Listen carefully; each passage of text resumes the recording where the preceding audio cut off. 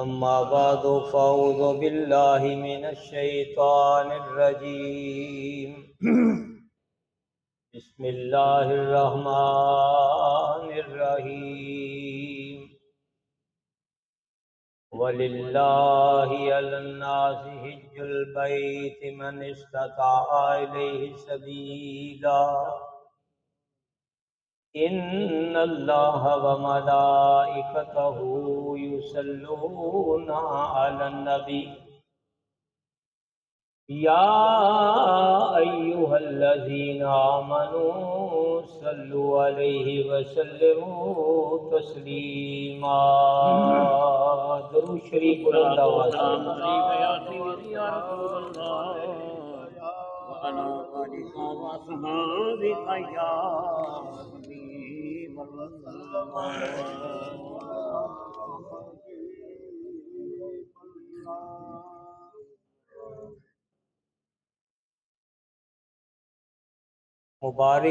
مبارک ہیں خدا شاہد مبارک ہیں مبارک ہیں خدا شاہد مبارک ہیں یہ مکہ دیکھنے والے مدینہ دیکھنے والے حضرات گرامی لوگ حج کے لیے دنیا بھر سے جا چکے ہیں اور یہ موسم جب آتا ہے پوری دنیا سے مسلمان مکہ میں پہنچ جاتے ہیں اور ایام حج کا انتظار کرتے ہیں۔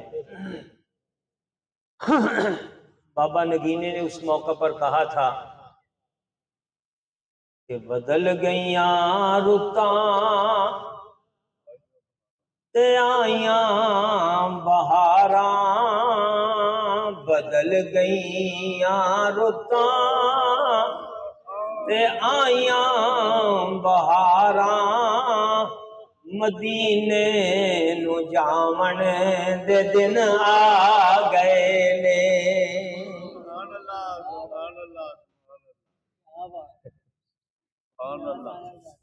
حضرات گرامی حج کے موقع پر اور حج کے موضوع پر میں نے چند باتیں عرض کرنی ہیں۔ دعا کریں کہ اللہ تعالی حق اور سچ بیان کرنے کی توفیق عطا فرمائے۔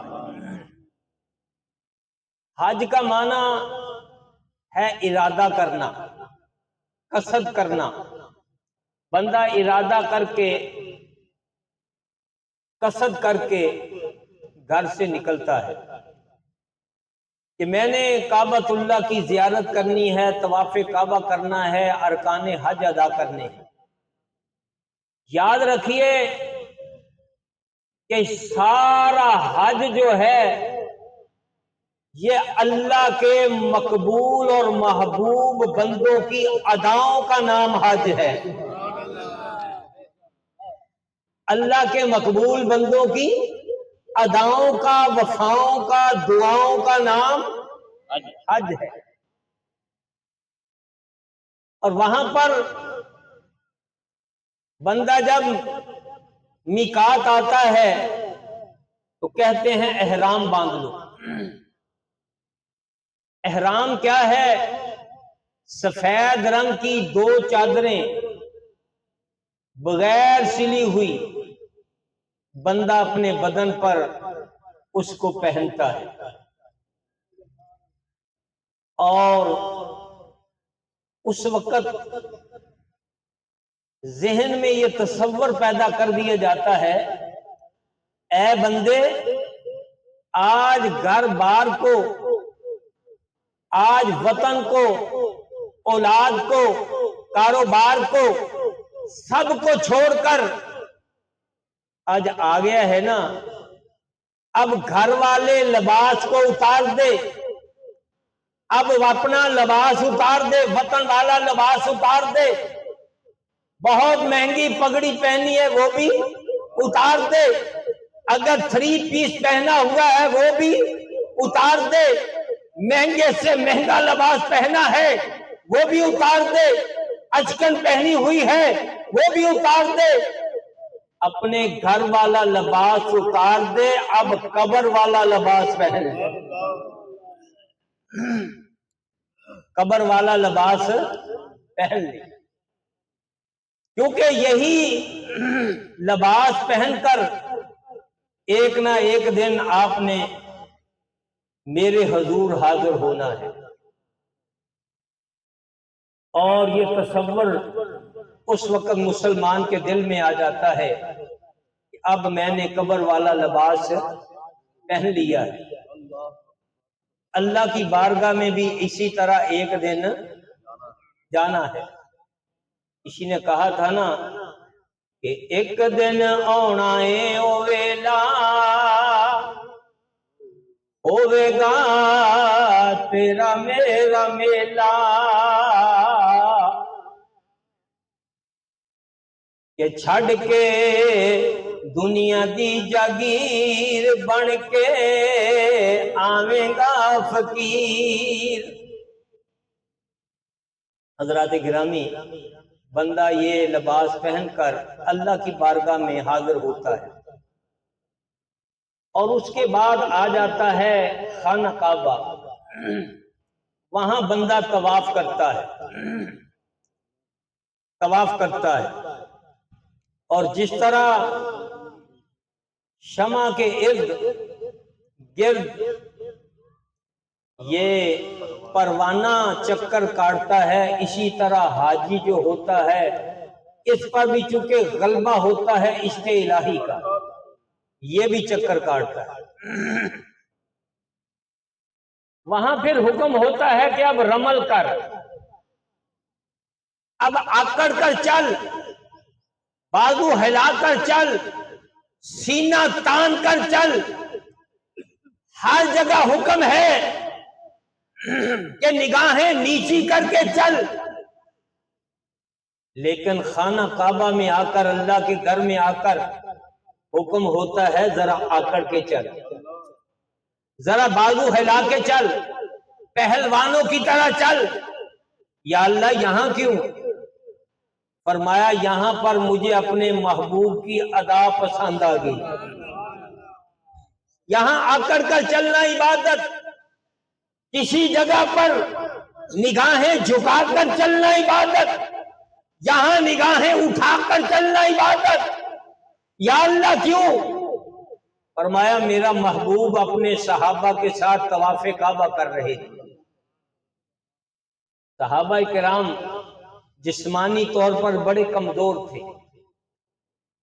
تو دبلے پتلے تھے، خوراک اتنی میسر نہیں تھی جتنی ہم کو ہے، لیکن کفار مکہ جو تھے نا وہ دیکھ رہے تھے۔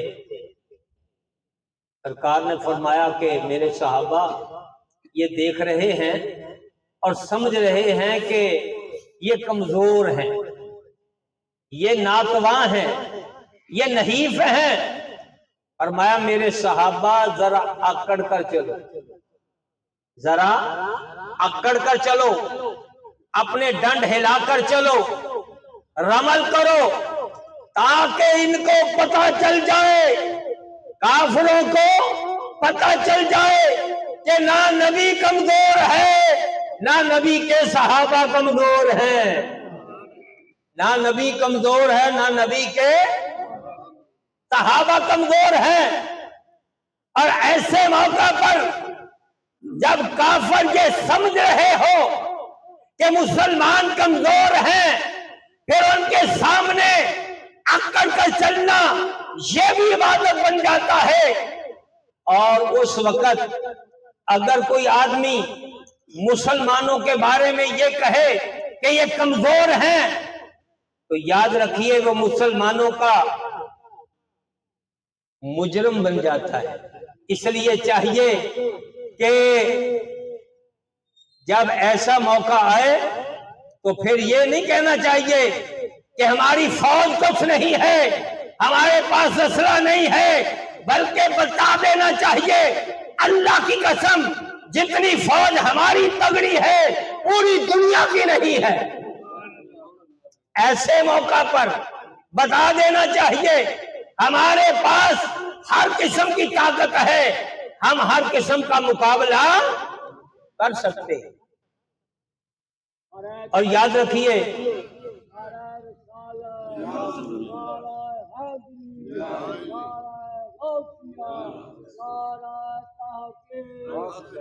حضرات گرامی، طواف کعبہ کے وقت یہ کیا جاتا ہے رمل، تو یہ بھی عبادت ہے۔ اور یاد رکھیے وہاں پر بڑی آہوزاری لوگ کرتے ہیں، اور کعبے کی یہ شان ہے کہ کعبے کو دیکھا جائے نا تو بندہ مومن کی آنکھوں میں آنسو آ جاتے ہیں۔ ایک بندہ کہنے لگا کہ میں نے خانہ کعبہ میں غلاف کعبہ پکڑ کر ایک دیہاتی پینڈو آدمی کو روتے دیکھا، سادہ سے الفاظ تھے لیکن مزہ بڑا آیا۔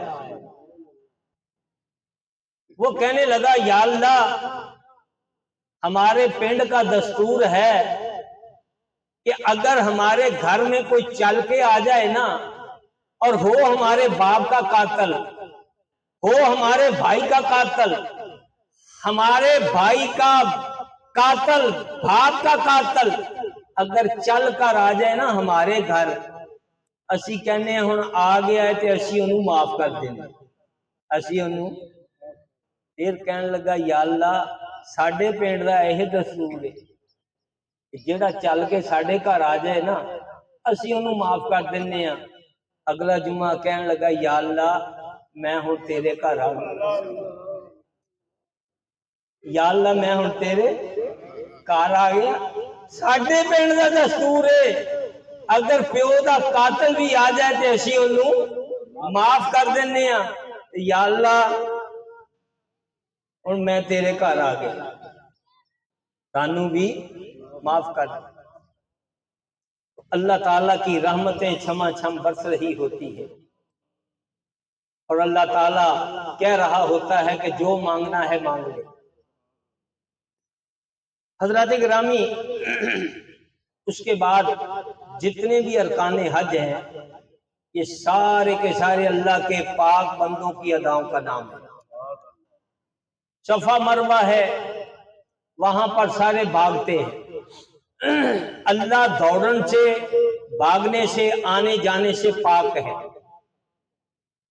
وہاں صفا مروہ ہے، وہاں پر دوڑتے ہیں، کوئی آدمی بھی ہو، بڑا ہو چھوٹا ہو، سب بھاگتا ہے۔ کیوں بھاگتے ہیں؟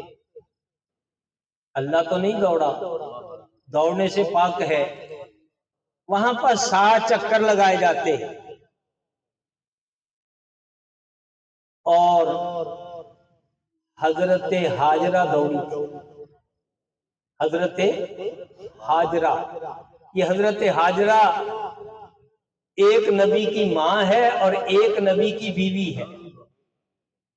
ذرا نبی کی بیوی کا احترام دیکھو، نبی کی بیوی کی یادگار دیکھو کہ نبی کی ماں بھی بڑی شان والی، نبی کی بیوی بھی، اور جو حضرت ہاجرہ حضرت ابراہیم کی بیوی ہے اس کی بڑی شان ہے، اور جو مصطفیٰ کی بیوی ہے اس عائشہ صدیقہ کا کیا مقام ہوگا۔ حضرات گرامی، حضرت ہاجرہ پانی کے لیے دوڑی تھی، اسماعیل علیہ السلام بچے تھے، تو پانی کی ضرورت پڑی تو صفا مروہ پہ چکر لگائے، ایک پہاڑ پہ جاتی پھر دوسرے پہ جاتی، پانی مل جائے، ماں کی ممتا تڑپ رہی تھی۔ اللہ تعالیٰ نے قرآن میں ارشاد فرما دیا، فرمایا ان الصفا والمروہ من شعائر اللہ۔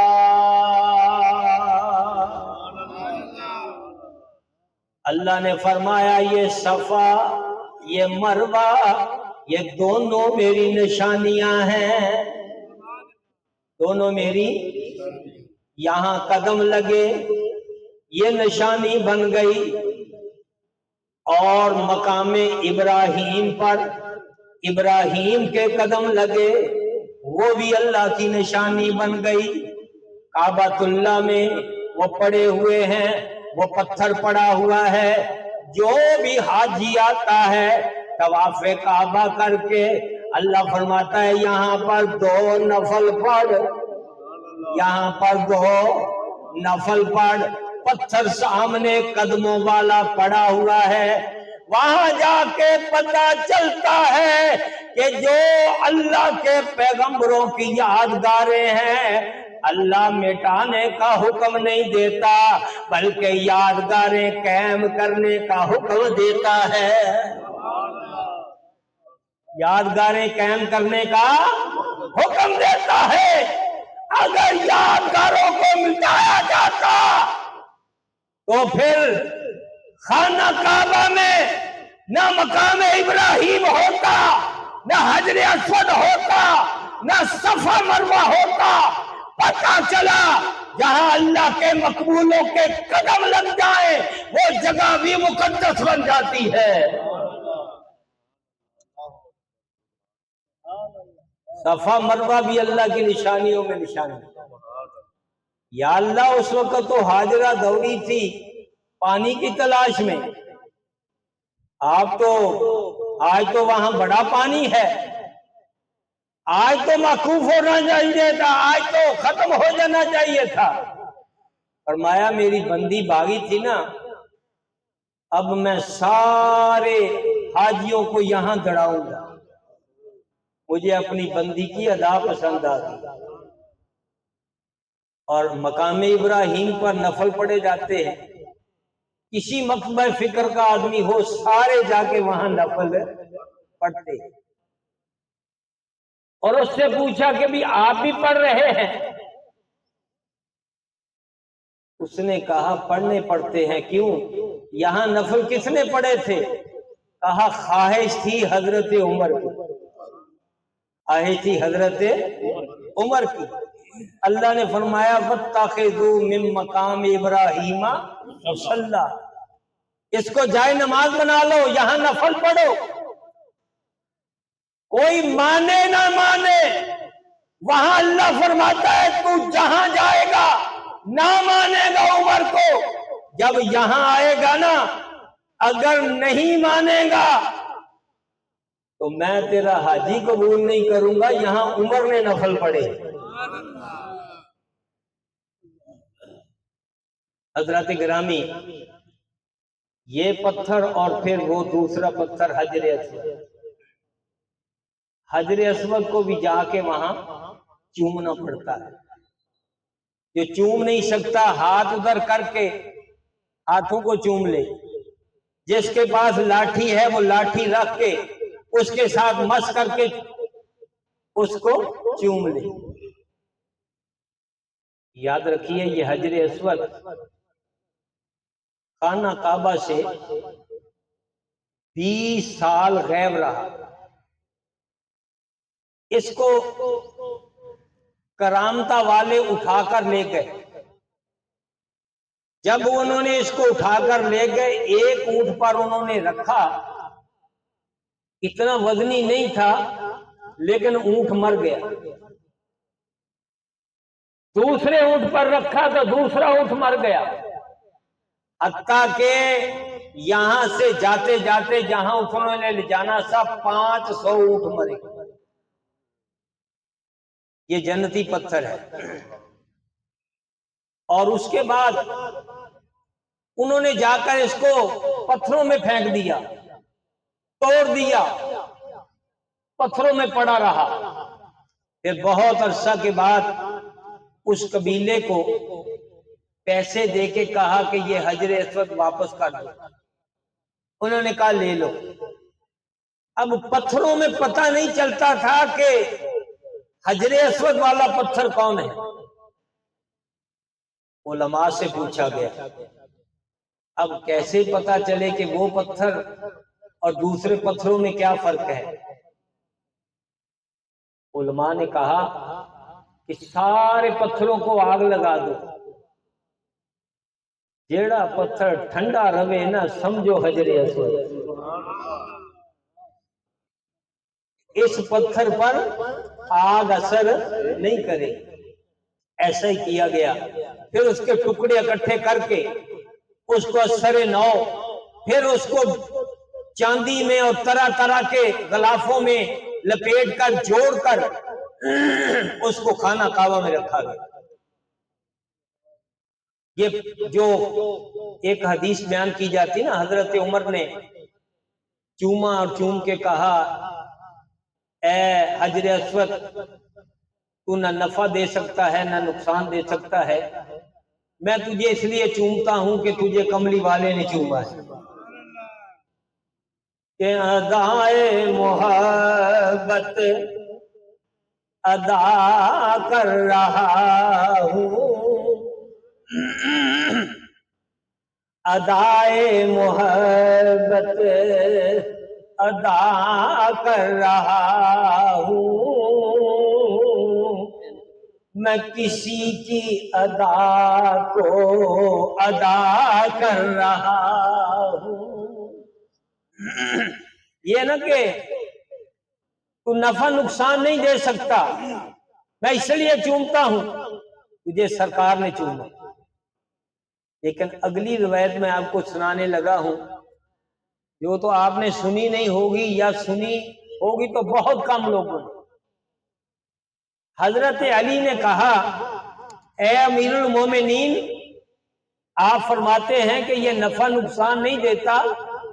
کہنے لگے اللہ کی قسم، اللہ کی عطا سے یہ نفع بھی دیتا ہے نقصان بھی دیتا ہے، نفع بھی دیتا ہے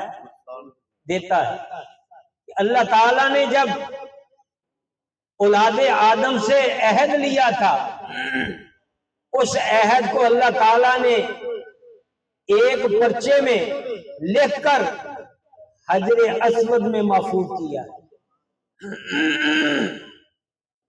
حجر اسود میں محفوظ کیا ہے، اور اس کے متعلق ہے الحجر الاسود یمین اللہ، یہ حجر اسود جو ہے اللہ کا سجا ہاتھ ہے، اللہ کا سجا ہاتھ ہے۔ جو حجر اسود کو ہاتھ لگاتا ہے وہ اللہ تعالی سے بیعت کرتا ہے، اللہ تعالی سے بیعت کرتا ہے۔ سرکار نے فرمایا،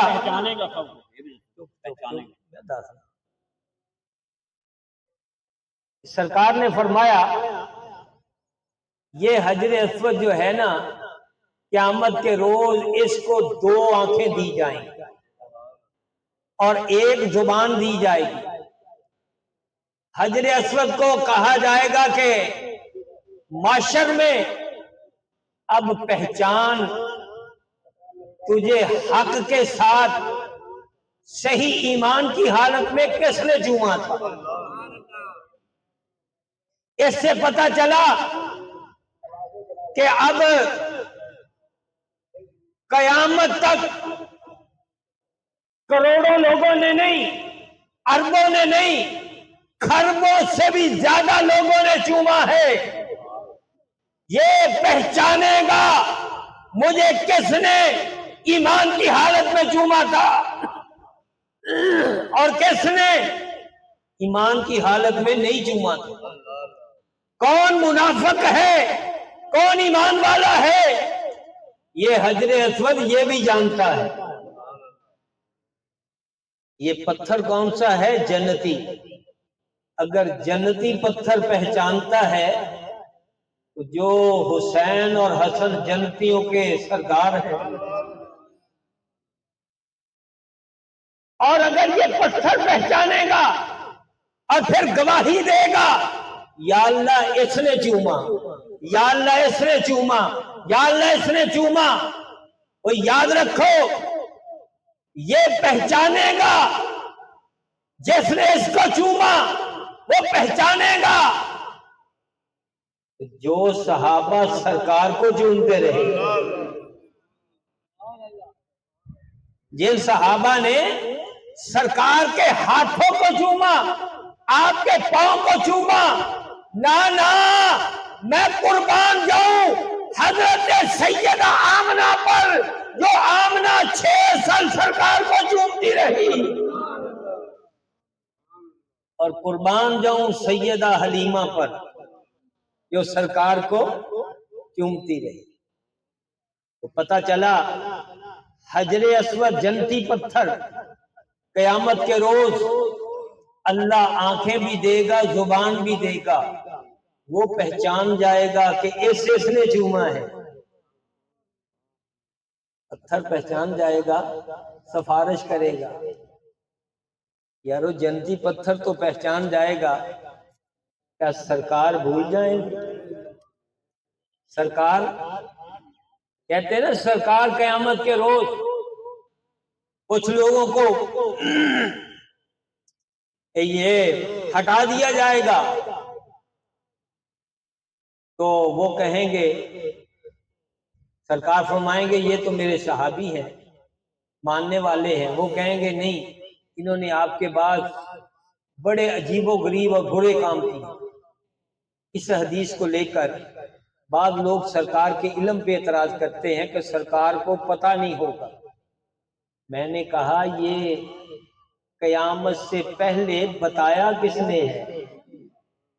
یہ بتایا کس نے ہے کہ قیامت کے روز یہ کچھ ہوگا؟ پتہ چلا سرکار نے فرمایا میں یہ کہوں گا، میں یہ کہوں گا، فرشتے یہ کہیں گے، یہ تو سرکار کے علم کی دلیل ہے۔ اگر یہ جنتی پتھر پہچانے گا تو سرکار کیوں نہیں پہچانے گا؟ سرکار تو بدرجے اولا پہچانے گا۔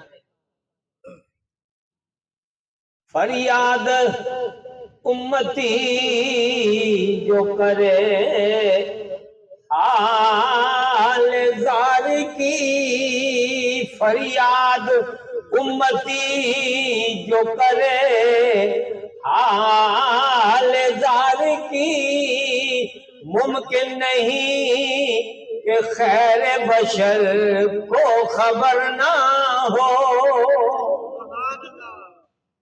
حضرات گرامی، حج جو ہے یہ کرنا فرض ہے، حج کرنا فرض ہے۔ کس پر؟ جس کو اللہ تعالیٰ نے استطاعت عطا فرمائی، آنے جانے کا اس کے پاس زیادہ راہ ہے، اور گھر والوں کے لیے بھی نان و نفقے کا انتظام ہے، اس پر حج فرض ہے۔ سرکار نے فرمایا جب حج فرض ہو جائے اور بندہ نہ کرے، اللہ کو کوئی پرواہ نہیں کہ وہ یہودی ہو کر مرے یا نصرانی ہو کر مرے۔ اس لیے حضرات گرامی، جن کو اللہ نے مال دولت پیسہ دیا ہے، حج فرض ہو چکا ہے، وہ ضرور بر ضرور حج کرے۔ سرکار نے فرمایا حج فرض ہے۔ ایک صحابی اٹھے، یا رسول اللہ حج ہر سال فرض ہے؟ سرکار خاموش رہے۔ اس نے پھر کہا، 3 مرتبہ کہا۔ اب دیکھیے سرکار نے فرمایا اگر میں ہاں کہہ دیتا، اگر میں ہاں کہہ دیتا تو حج ہر سال فرض ہو جاتا۔ پتہ چلا سرکار کی ہاں اور نا میں شریعت کے قانون بنتے ہیں۔ سرکار احکام شریعت کے مالک و مختار ہیں۔ تاجدار بریلی نے اسی لیے کہا کہ میں تو مالک ہی کہوں گا کہ ہو مالک کے حبیب، میں تو مالک ہی کہوں گا کہ ہو مالک کے حبیب، یعنی محبوب محب میں نہیں میرا تیرا، یعنی محبوب محب میں نہیں۔ تو فرمایا کہ جو سرکار کی زبان سے نکل گیا، تیرے منہ سے جو نکلی وہ بات ہو کے رہی۔ 1-2 چیزیں بیان ہوئی ہیں، بہت سی چیزیں ابھی بیان کرنے والی تھیں. اللہ تعالی ہماری حاضری قبول فرمائے.